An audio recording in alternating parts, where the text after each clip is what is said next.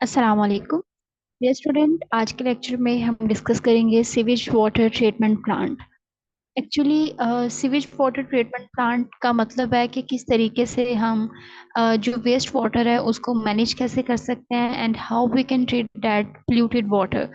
जो कि polluted water या आप कह सकते हैं वेस्ट वाटर, जो कि डिफरेंट सोर्सेज हैं जहाँ से वो वेस्ट वाटर आ रहा है, जैसे कि हाउस होल्ड है या डोमेस्टिक है, इंडस्ट्रीज हैं, कमर्शियल इस्टेब्लिशमेंट है। इन डिफरेंट चीज़ों से जो वाटर है वो वेस्ट वाटर है।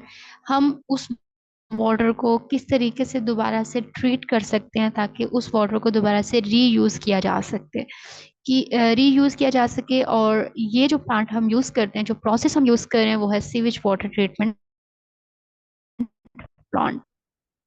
सीवेज वाटर के डिफरेंट टाइप्स हैं। First one is a domestic sewage, the second is industrial sewage and the third one is storm water run of. सबसे पहले डोमेस्टिक सीवेज है। डोमेस्टिक सीवेज का मतलब है कि किस तरीके से घरों से जो पानी है, गंदा पानी है, टॉयलेट्स हैं, सिंक्स हैं, बाथ्स हैं, ठीक है, इन डिफरेंट चीज़ों से जो वाटर है, जो वेस्ट वाटर है, वो सीवेज वाटर बनता है। ठीक है, अगर आप उसकी प्रॉपर तरीके से उसकी सीवेज नहीं कर रहे हैं, सही तरीके से उसको डिस्चार्ज नहीं कर रहे हैं, तो then that water will be polluted water and will be waste water. The second is industrial sewage. Industrial sewage जो है, जो different industries से आता है, और different industries से जो water आता है उसके अंदर different heavy metals होती हैं, different chemicals हैं, और organic pollutants भी present होते हैं जो कि वाटर को मजीद पोल्यूट कर देते हैं। ओके, उसके बाद है storm run water run of, यानी कि अगर फॉर एग्जांपल बारिश का पानी है, ठीक है, और बारिश के पानी के साथ साथ बहुत सारे डिब्रीज, ऑयल्स और पोल्यूटेंट्स जो हैं वो पानी के साथ मिल जाते हैं, तो वो पानी क्या हो जाएगा, पोल्यूटेड हो जाएगा। या फिर आप कह सकते हैं कि जो स्टिल वाटर है, किसी भी रिवर के अंदर, किसी भी कैनाल के अंदर काफी अरसे तक पानी जो है वो वहां पे स्टेगनेंट वाटर है, और इसके अंदर बहुत सारे आप ऑयल फेंक देते हैं, पोल्यूटेंट्स ऐड हो गए हैं, तो वो वाटर भी पोल्यूटेड वाटर बन जाएगा। तो ये सब वाटर जो कि चाहे वो इंडस्ट्री से आ रहा है, चाहे वो डोमेस्टिक से आ रहा है, चाहे वो रेन वाटर है, चाहे वो स्टेगनेंट वाटर है, that will become the polluted water, will become the waste water. How we can treat that particular water, and through which matter, through which process we can actually treat that water. And here we will discuss about the process through which we can treat the wastewater, which is a sewage water treatment plant. There are different stages how we can treat that sewage water. The first step is preliminary treatment. In this process, we will remove all the solid, all the grit. It means we will remove all the sand particles and the debris which is present in the wastewater, and we will remove all these particles. We will remove all the solids, all the debris, and all the sands and dust, so that the machinery could not be damaged and will not be destroyed.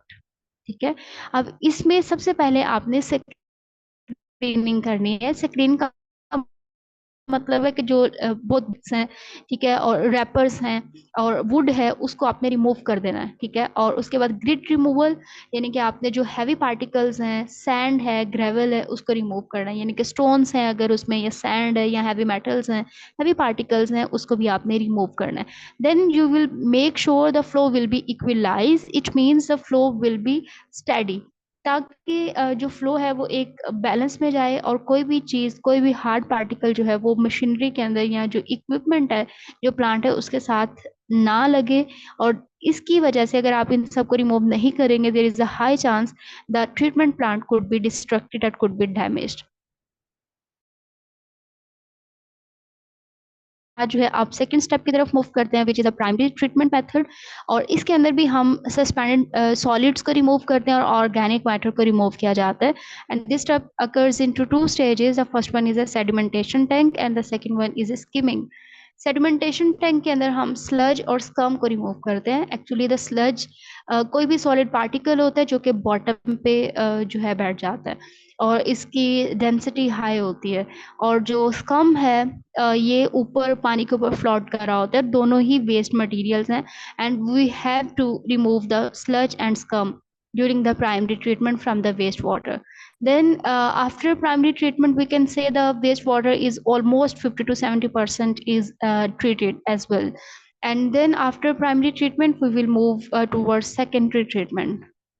And you can say the secondary treatment, and the second name of secondary treatment is the biological treatment, because we use different microbes and different biological materials to remove the pollutants from the wastewater. Here we will use about the microorganism that will decompose the organic matter which is present in the wastewater actually. Then there are three different steps. You can say the first one is the activated sludge process, the second is the tickling filter, and the third one is sequencing batch reactors. इस process के अंदर हमने actually एक आपने कह लें कि media को प्रिपेयर करना है, और वो मीडिया आपने बैक्टीरिया की ग्रोथ के लिए प्रिपेयर करना है. ठीक है. अब जो बैक्टीरिया की ग्रोथ के लिए आप मीडिया को प्रिपेयर करेंगे ताकि माइक्रोब्स मैक्सिमम उस पे ग्रो करें, जितने ज़्यादा माइक्रोब्स वहाँ पे ग्रो करेंगे वो आपकी वेस्ट वाटर की ट्रीटमेंट उतना ही अच्छे तरीके से कर सकेंगे. ठीक है.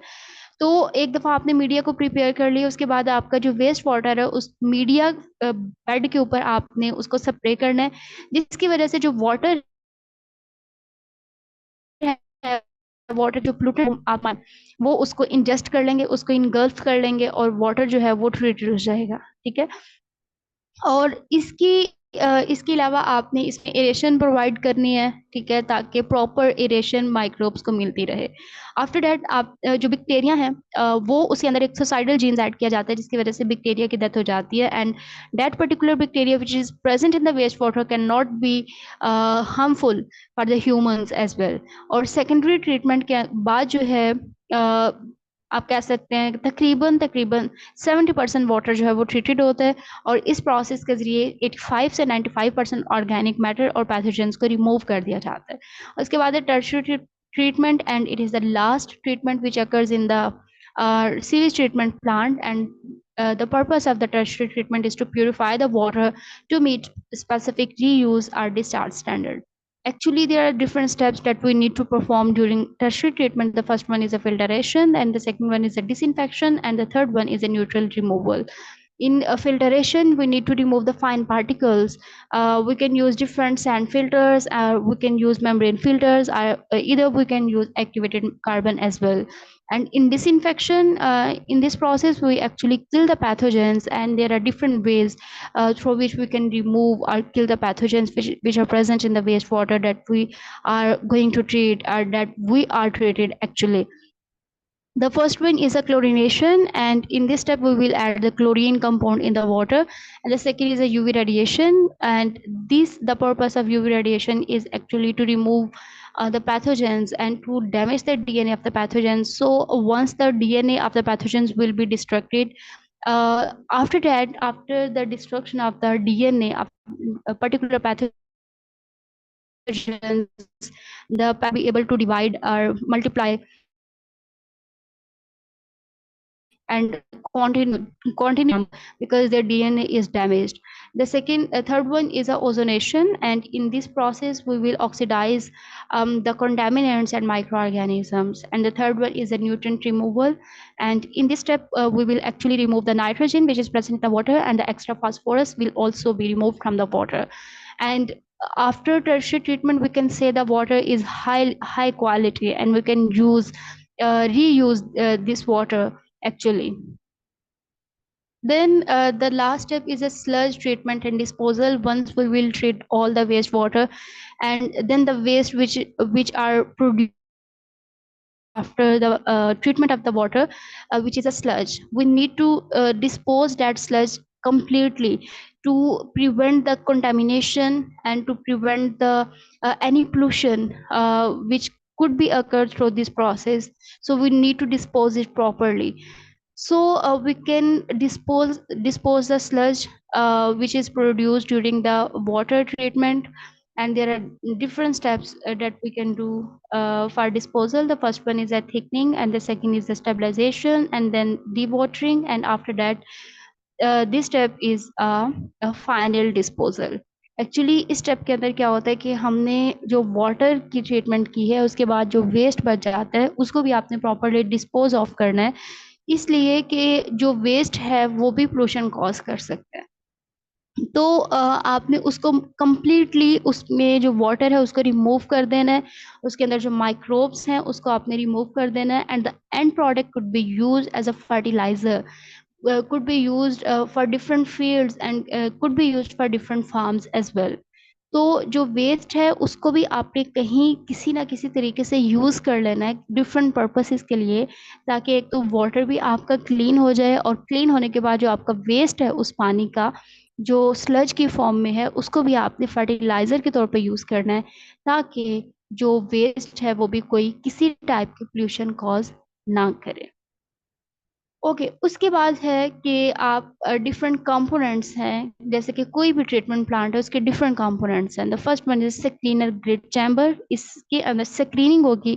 स्क्रीनिंग मतलब इसमें जो हार्ड सॉलिड पार्टिकल्स हैं which contain the grid and it also contain the plastic and it also contain the wood material as well.